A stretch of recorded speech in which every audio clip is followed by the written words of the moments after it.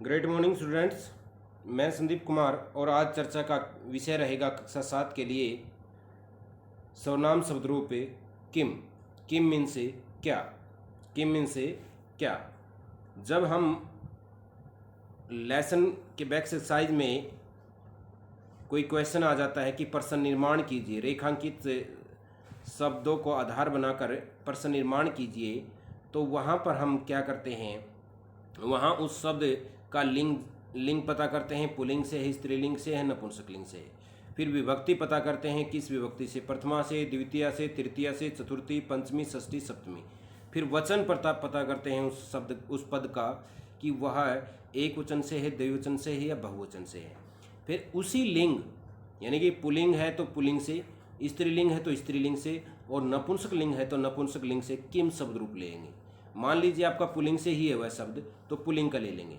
फिर मान लीजिए वह जो पद है वह तृतीय विभक्ति के, उस पद में तृतीय विभक्ति है, तो किम शब्द रूप की तृतीय विभक्ति केन है, एक वचन में, द्विवचन में काभ्याम और बहुवचन में कई।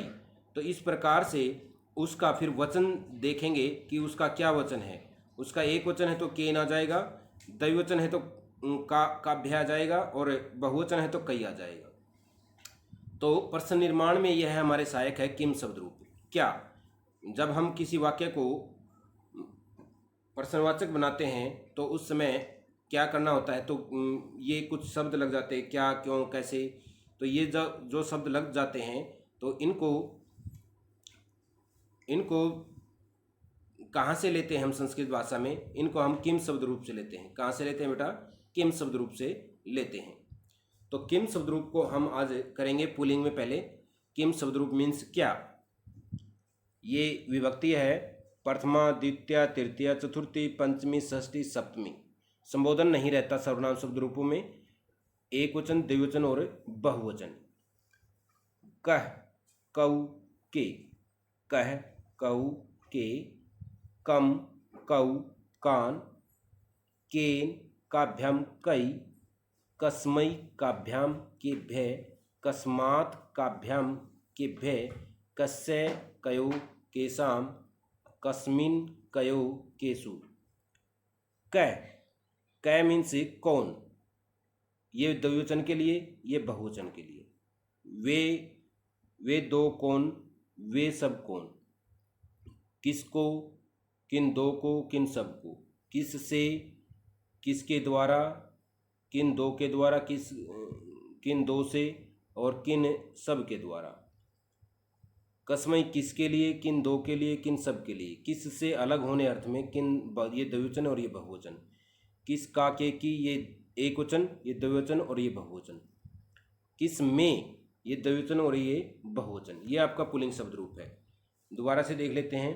कै, कऊ, के, कम, कऊ, कान, केन, काभ्याम, कई, कस्मै, काभ्याम, केभ्य, कस्मात्, काभ्याम, केभ्य, कस्य, कयो, केषां, कस्मिन्, कयो, केषु।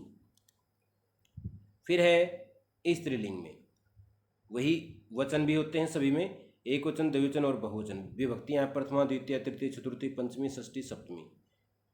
का, के, कह, का, के, का, काम, के, का, कया, काभ्याम, काभ्याम, काभी, कस्यै, काभ्याम, काभ्य, कस्या, काभ्याम, काभ्य, कस्या, कयो, कासाम, कस्यां, कयो, कासु।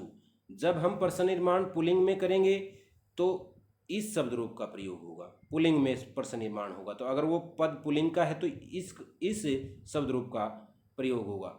अगर वो पद स्त्रीलिंग से है तो इस पद का प्रयोग, इस शब्द रूप का प्रयोग किया जाता है। जैसे का, के, का, लड़की के लिए।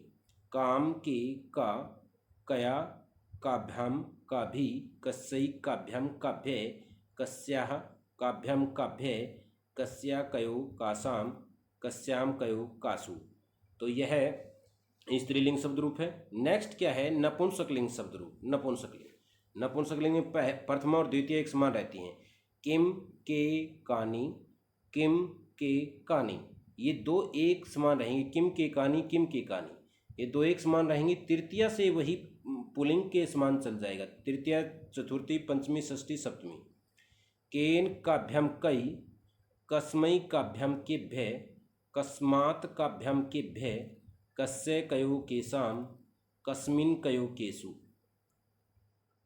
किम के कानि, किम के कानि, केन काभ्याम कई, कस्मै काभ्याम केभ्य, कस्मात् काभ्याम केभ्य, कस्य कयो केषां, कस्मिन् कयो केषु।